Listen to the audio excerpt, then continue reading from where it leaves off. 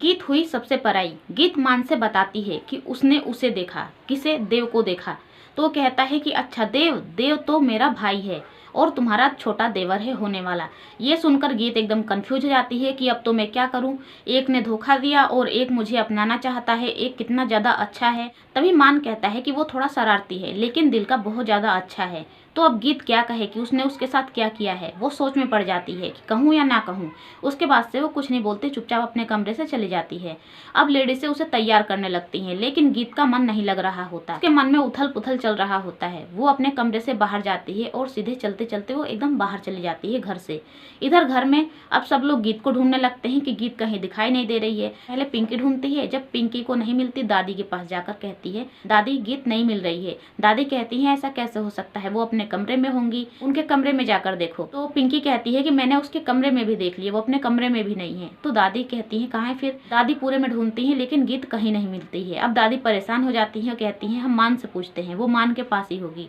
तो जब वो मान के पास जाती हैं तो मान कहता है कि यहाँ पर तो नहीं है, वो मुझसे मिलने नहीं आई। तो वो अपने कमरे में तैयार हो रही होगी। कमरे में देखता है कोई नहीं होता। तभी पिंकी आ जाती है। वो कहता है गीत कहाँ जा सकती है? वो कहती है पता नहीं, अभी तो वो तैयार भी नहीं हुई थी। मान सोचता है तैयार नहीं हुई थी, बिना तैयार हुए इतनी देर भी हो गई, वो कहाँ गई? इधर गीत बहुत ज़्यादा दूर घर से निकल चुकी होती है। वो याद करती है कि देव ने उसके साथ क्या क्या किया और मान ने उसके साथ क्या क्या किया। तभी वो जाते जाते रुक जाती है और सोचती है कि अरे ये मैं क्या कर रही हूँ, जो मेरे साथ देव ने किया मैं वही तो मान के साथ कर रही हूँ।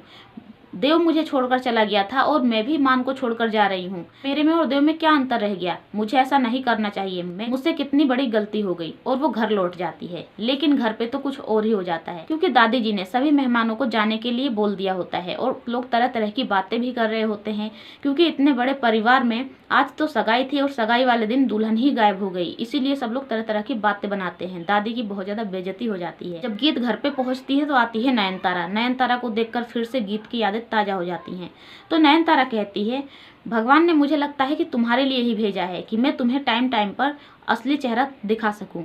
और पता है अब तुम्हारा यहाँ कोई नहीं है, तुम यहाँ से चले जाओ क्योंकि मान को हमने सब कुछ बता दिया है और वो अब तुम्हारी शक्ल नहीं देखना चाहते हैं क्योंकि तुमने उन्हें बहुत बड़ा धोखा दिया है। गीत कहती है धोखा हमने नहीं दिया है, धोखा तुमने दिया है। और वो ये नहीं बताती है कि पहले से ही मान को सब कुछ पता है और वो अपने मान पर भरोसा करती है गीत और कहती है कि अगर उन्हें पता होता ना तो तुम इस वक्त घर से बाहर होती, मैं नहीं। तारा थोड़ा हिचकती है लेकिन फिर से हिम्मत जुटाकर कहती है कि जाओ जाओ, तुम कहीं भी उसे ढूंढ लो लेकिन नहीं मिलेगा। तो कहती है मैं दादी के पास जाऊंगी। तो जब गीत दादी के पास जाती है तो दादी उसकी बात सुनने से साफ इनकार कर देती हैं। कहती हैं कि तुम्हारी वजह से हमारा मान एकदम टूट गया, वो पता नहीं अब हमसे कहाँ दूर रूठ कर चला गया है। हमने तुम पर इतना ज़्यादा भरोसा किया और तुमने इतना बड़ा धोखा दिया है। गीत कहती है दादी जी मुझे माफ़ कर दीजिए। दादी जी कहती हैं कि हम तुम्हें अब कभी माफ़ नहीं करेंगे और ना ही तुम्हें अपने मान की ज़िंदगी में आने देंगे।